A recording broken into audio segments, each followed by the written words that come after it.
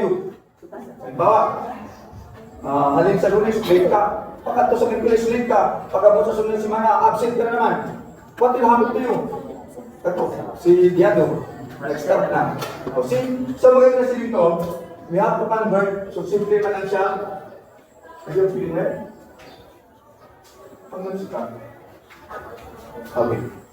Ganito pagpamangkot itong isa nito. So, ang matapusin na isulat mo ang maayo, kakang malalim. Ang malalim, pukusan mo na siya. Halimbawa, anong malalim na ngayon mo usually? Sampo. Yeah, okay, sige. Hindi ito iyakan mo to. Basta mga panglibak, pambalsa, hindi. O panlibak. Makabuli bang panlibak? Ha? Makabuli bang panlibak? Kaya kung manlibak ka, positive na siya, negative. Once napuno ka sa negativity, what will happen to you? Bugaan. Negative tungod kay it is a doom. Kumbaga, sa katulong, ara na siya negativity. Kaya kung negative ang imong ginawa na sa iba, mapiktuhan ka. Kaya once na napanglibang ka, pinakonsume mo ang good energy mo sa iyong kagalingon. Pero, kung ang iyong mga una-una is good, remember nyo itong ginawa ko? Good thoughts, good words, good deeds. Mahirap ang una-una, mahirap pulong, mahirap buhay. So, ang mga malayang na ginay mo natin, karong gabi, you will decide that one.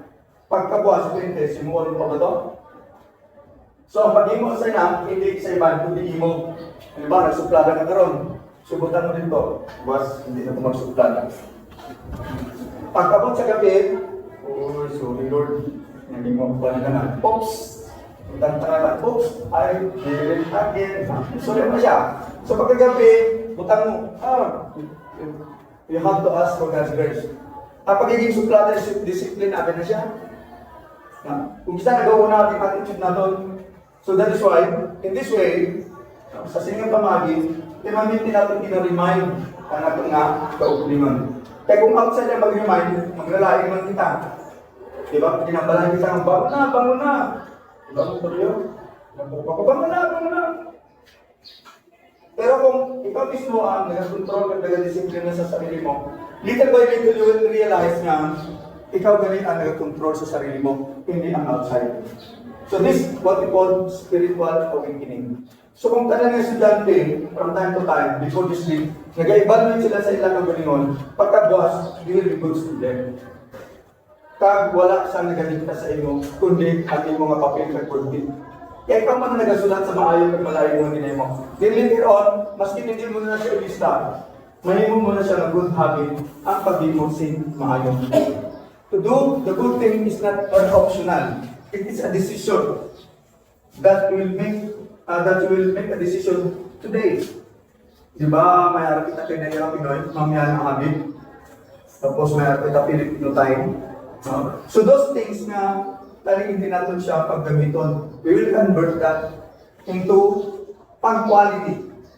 Okay? Di punctual. And the other one is mamaya na no. Do it now. Gawin mo na ngayon. Hindi bukas, hindi mamaya na. Diba, hindi kita maabot ng mamaya na. Iba na itong estudyante na bago na patay. Pero, we have to pray for him. Kaya, pagkatulong na siya sa sa pagdulong sa itong stocks nila, pinagabaligyan sila sa payo. Si Madam ka, pero, pag-alit sa kapatid tayo. Ano ba nila mo? Ang mga ganitong last day, last night na. On the spot, igayon. So that is why, hindi kita hindi kita magpatuloy-tuloy. Okay? So, huwag mong sayangin yung oras. Gawin mo na ngayon.